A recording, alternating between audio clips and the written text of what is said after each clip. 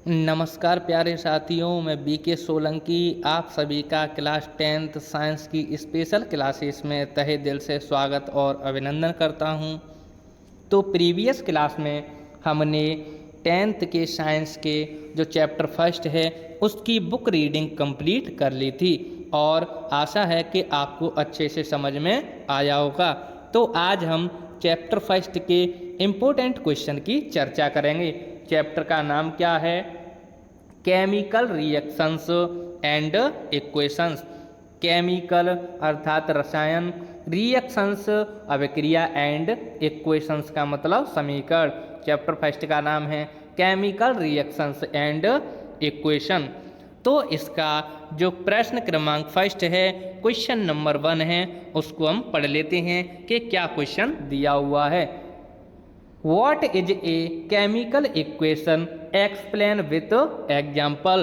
यानी पूछ रहा है कि केमिकल इक्वेशन क्या है, इसको विद एग्जाम्पल एक्सप्लेन कीजिए। हमें केमिकल इक्वेशन को विद एग्जाम्पल एक्सप्लेन करना है। तो लिखने का जो तरीका है उसको आप ऐसे ही रखना, जैसे मैंने यहाँ लिखा है वैसे ही आपको लिखना है। सबसे पहले हेडिंग बनाएंगे एक, फिर एक लाइन नीचे से लिखना स्टार्ट करेंगे जैसे यहाँ पर लिखा हुआ है। तो इसको रीड कर लेते हैं। क्या दिया हुआ है? केमिकल इक्वेशन किसे कहते हैं? The method of expressing the elements of A chemical reaction in chemical language is called chemical equation. अर्थात वह method, the method of express, किसी भी एलिमेंट को एक्सप्रेस करने का वह मेथड, किसी भी रिएक्शन को एक्सप्रेस करने का ऐसा मेथड जिसमें क्या होता है, एलिमेंट्स, जो एलिमेंट्स होते हैं उनको केमिकल लैंग्वेज में एक्सप्रेस किया जाता है। The method of expressing the elements, अर्थात एलिमेंट्स को एक्सप्रेस करने का मेथड। केमिकल इक्वेशन क्या है? एलिमेंट्स को एक्सप्रेस करने का एक मेथड है। किस में एक्सप्रेस करने का मेथड है? तो केमिकल लैंग्वेज में एक्सप्रेस करने का मेथड है। केमिकल लैंग्वेज में एक्सप्रेस करने का मेथड है। इसका मीन्स क्या हुआ? The method of expressing the element of chemical reaction. Chemical reaction के एलिमेंट को एक्सप्रेस करने का मेथड किसमें? केमिकल लैंग्वेज में। अर्थात केमिकल रिएक्शन के एलिमेंट्स को केमिकल लैंग्वेज में एक्सप्रेस करने का मेथड ही केमिकल इक्वेशन कहलाता है। केमिकल लैंग्वेज में केमिकल रिएक्शन के एलिमेंट को एक्सप्रेस करने का मेथड ही केमिकल इक्वेशन कहलाता है। इसको एक और बार समझेंगे ध्यान से। The method of expressing the elements of A chemical reaction in chemical language is called chemical equation. अर्थात केमिकल रिएक्शन के एलिमेंट को केमिकल लैंग्वेज में एक्सप्रेस करने का मेथड ही केमिकल इक्वेशन कहलाता है। केमिकल रिएक्शन के एलिमेंट्स को केमिकल लैंग्वेज में एक्सप्रेस करने का मेथड केमिकल इक्वेशन कहलाता है। आई होप आपको ये आंसर अच्छे से समझ में आया होगा। एक और बार मेरे साथ रिपीट करेंगे और आप भी साथ ही साथ बोला करो, जिससे आपको अच्छे से याद होगा। The method of expressing the elements of A chemical reaction in chemical language is called chemical equation. इसका अर्थ क्या हुआ कि केमिकल रिएक्शन के एलिमेंट्स को केमिकल लैंग्वेज में एक्सप्रेस करने का मेथड ही क्या कहलाता है? केमिकल इक्वेशन कहलाता है। एक्सप्रेस का मतलब होता है प्रदर्शित करना या दर्शाना। इसकी एक और इजी डेफिनेशन है, हम उसको भी समझ लेते हैं। The equation which show the number of atoms of reactants and products is called a chemical equation. तो द इक्वेशन, ऐसा equation which show the number of, जो क्या शो करता हो, नंबर ऑफ एटम्स शो करता हो। किसके नंबर ऑफ एटम्स शो करता हो, रिएक्ट्स एंड प्रोडक्ट्स के नंबर ऑफ एटम्स शो करता हो, उसे ही हम केमिकल इक्वेशन कहते हैं। The equation which show the number of atoms of reactants and products is called a chemical equation. अर्थात ऐसा इक्वेशन जो रिएक्टेंट्स एंड प्रोडक्ट्स के एटम्स को शो करता हो, उसे ही हम केमिकल इक्वेशन कहते हैं। प्रीवियस क्लास में जब बुक रीडिंग चल रही थी तो मैंने आपको समझाया था कि लेफ्ट साइड में जो होते हैं उन्हें रिएक्टेंट्स कहते हैं और राइट साइड में जो होते हैं उन्हें प्रोडक्ट्स कहते हैं। रिएक्टेंट्स ही रिएक्शन करके प्रोडक्ट्स को फॉर्मेट करते हैं, अर्थात प्रोडक्ट्स को फॉर्म करते हैं। तो आई होप आपको यहाँ तक अच्छे से समझ में आया होगा। इस इक्वेशन को हम ध्यान से समझ लेते हैं। ये है केमिकल इक्वेशन का एग्जाम्पल। जब हाइड्रोजन गैस ऑक्सीजन गैस से रिएक्ट करती है तो हमें जल प्राप्त होता है, हमें वाटर प्राप्त होता है।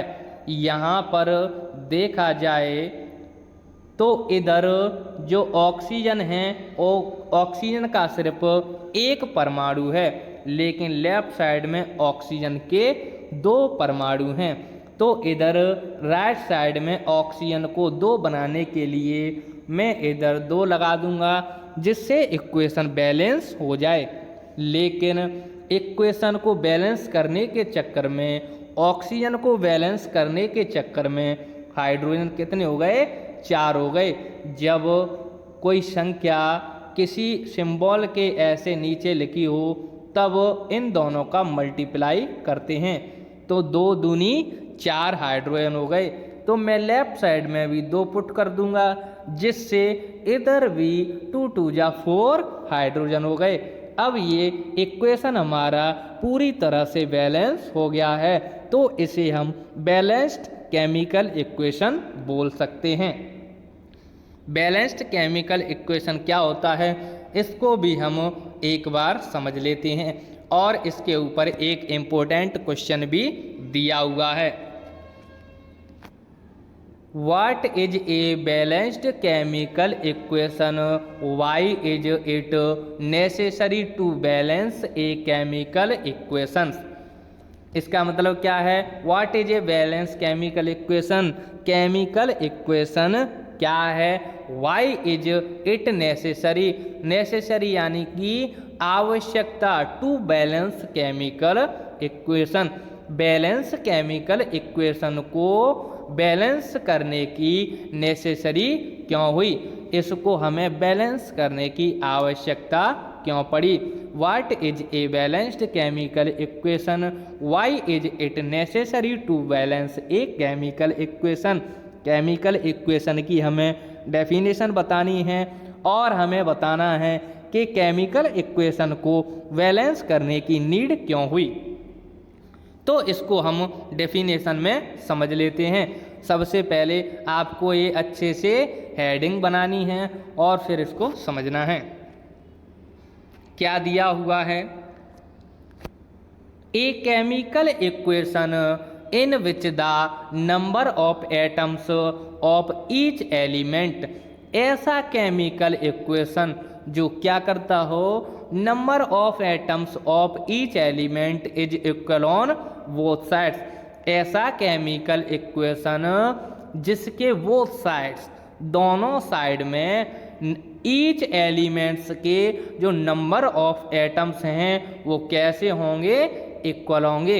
यानी ऐसा केमिकल इक्वेशन जिसमें बोथ साइड्स में एलिमेंट्स के, बोथ साइड्स में एलिमेंट्स के नंबर ऑफ एटम्स हैं वो इक्वल होंगे और उसे ही हम बैलेंस्ड केमिकल इक्वेशन कहेंगे।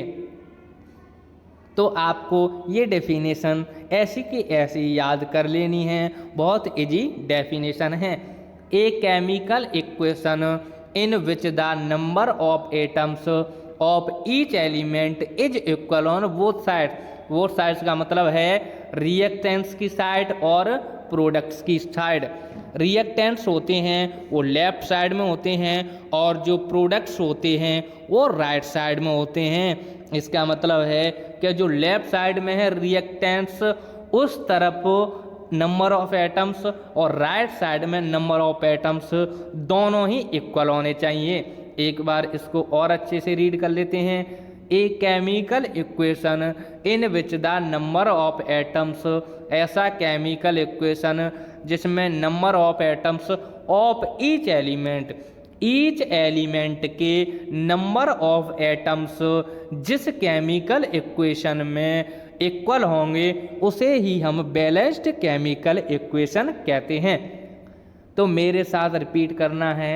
ए chemical equation in which the number of atoms of each element is equal on both sides reactants and products is called A balanced chemical equation. तो वह chemical equation which यानी जिसमें the number of atoms, atoms के number of each element, प्रत्येक element के number of atoms is equal on both sides, दोनों side में कैसे हों, बराबर हों। और दोनों साइड होती हैं, लेफ्ट साइड में रिएक्टेंट्स होते हैं और राइट साइड में प्रोडक्ट्स होते हैं। उसे ही क्या कॉल्ड करते हैं, तो उसे ही बैलेंस्ड केमिकल इक्वेशन कॉल्ड करते हैं। अब इसकी नीड क्यों हुई, क्या नेसेसरी है, तो उसको भी हम अच्छे से समझ लेते हैं।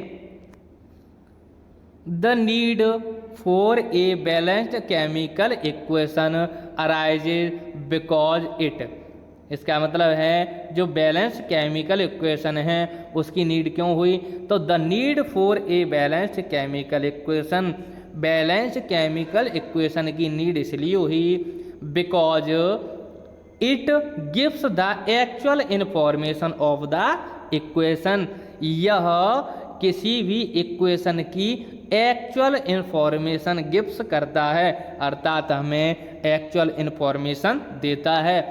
एज वेल एज, और साथ ही साथ the number of reactants and products, और साथ ही साथ हमें रिएक्टेंट्स और प्रोडक्ट्स के नंबर भी शो कराता है।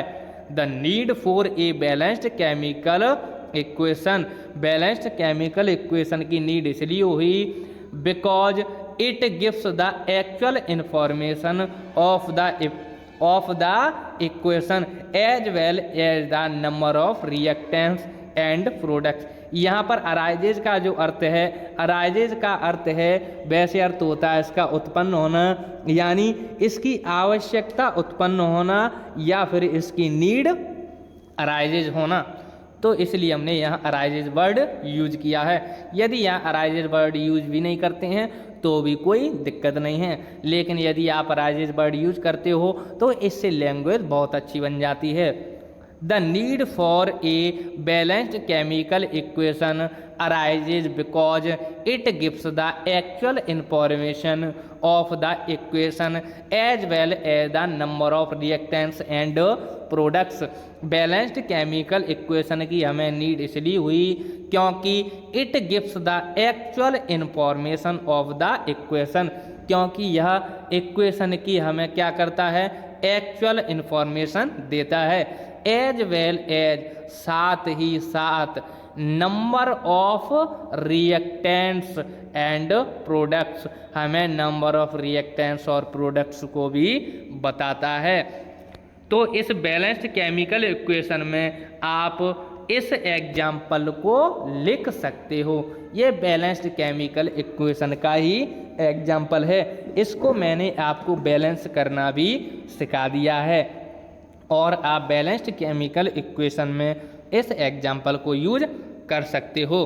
तो हम इस क्वेश्चन को दोबारा से समझ लेते हैं। इन सभी क्वेश्चनों को एक बार और रिपीट कर लेते हैं जिससे आपको अच्छे से समझ में आ जाएगा। What is a chemical equation? Explain with example। Chemical equation को एग्जाम्पल विद एक्सप्लेन कीजिए।